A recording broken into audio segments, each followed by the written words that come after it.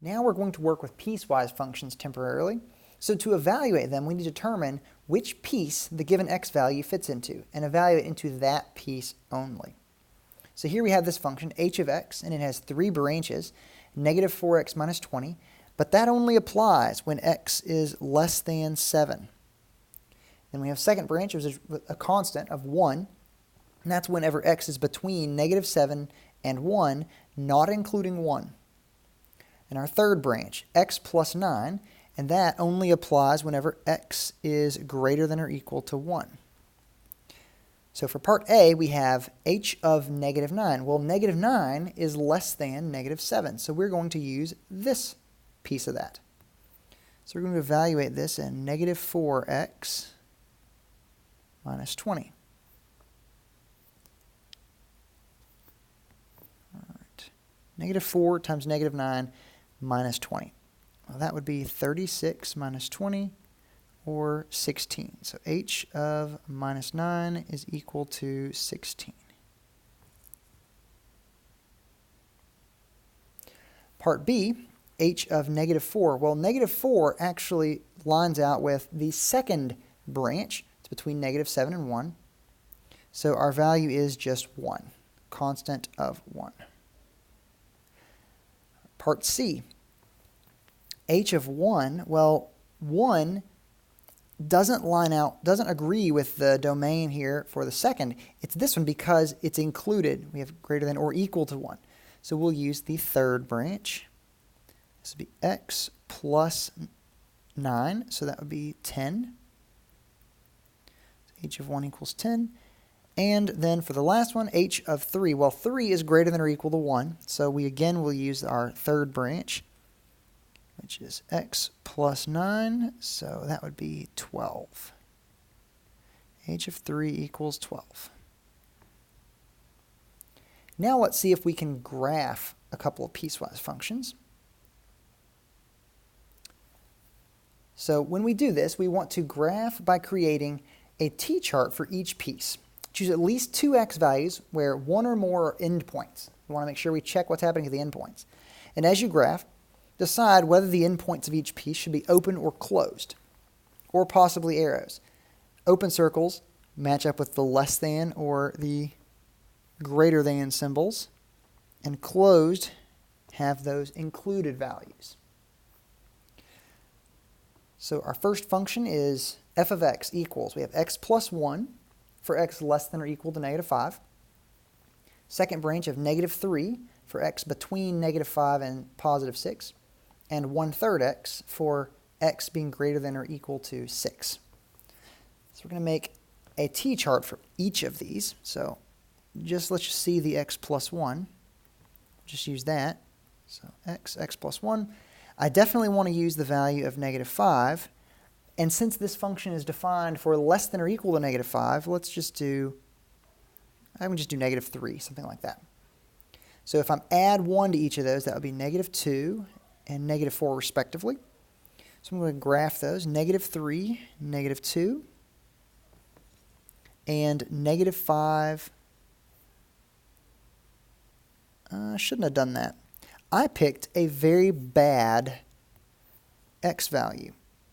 Let's make that negative 6 instead, so that it lines out with that domain. So that would be negative 5.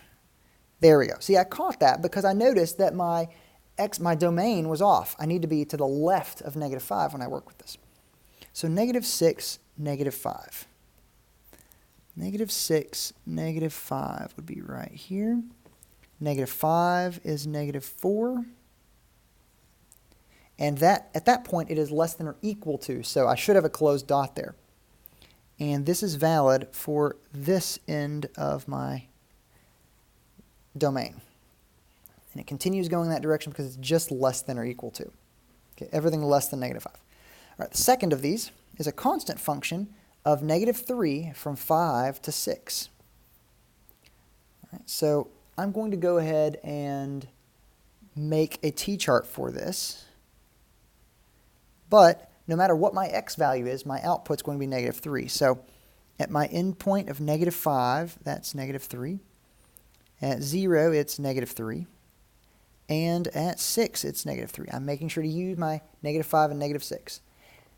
Right, now both of those are open dots because we don't have an equal to with either of those. So negative 5, negative 3. All right, and then my endpoint of 6, negative 3. And then 0, negative 3 is right here in the middle. So it's going to be just connecting those three. Now making a t-chart for 1/3 x. I'm going to choose values that are multiples of 3 so that I don't have fractions or decimals as my answers. Let's start with, well, my endpoint is 6, so I'm going to use 6 first. And then let's say 9. All right, well, 1/3 of 6 is 2, and 1/3 of 9 is 3. So I'm going to use those points, 6, 2. And this is an equal to, so it should be closed. And then 9, 3. And it appears to continue in that direction, and that is a linear function, so I'm going to connect it in that manner. All right, let's look at another example. We have two branches. F of x equals 5 for x greater than or equal to 1, and f of x equals negative 1 minus x for x less than 1. That first one is going to be a constant, so even though I'm going to make a table beginning at 1 and say 3 and 5, my output is just going to be constant. That's for greater than or equal to 1, so it's going to the right. So 1, 5, and that is a closed dot because of the equal to. 3, 5, 5, 5, it's just going to be 5. Now for the second function, make another t-chart. Okay, and I want to start with a value of 1, even though it's going to be an open dot there. And let's see, something less than 1. How about 0 and negative 1? So at 1, if I evaluate that, that'd be negative 1 minus 1. That would be minus 2. Plugging 0, and I get minus 1. And that would be negative 1 plus 1. So that would be 0. So I have 1, negative 2, but that's an open dot. 0, negative 1. 0, negative 1.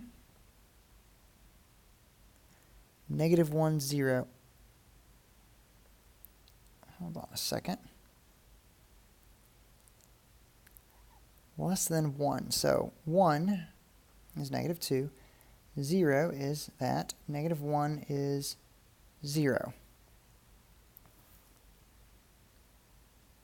I put that point in the wrong place. That's what it is. All right, try that again. 1, negative 2, open dot. I have negative 1 and negative 1, 0. And that continues in that direction. Something like that. Now, I'd like to point out that I actually like sometimes making mistakes. Sometimes I do it intentionally, sometimes not. But I like making mistakes to show you how you can think through when you make a mistake like that.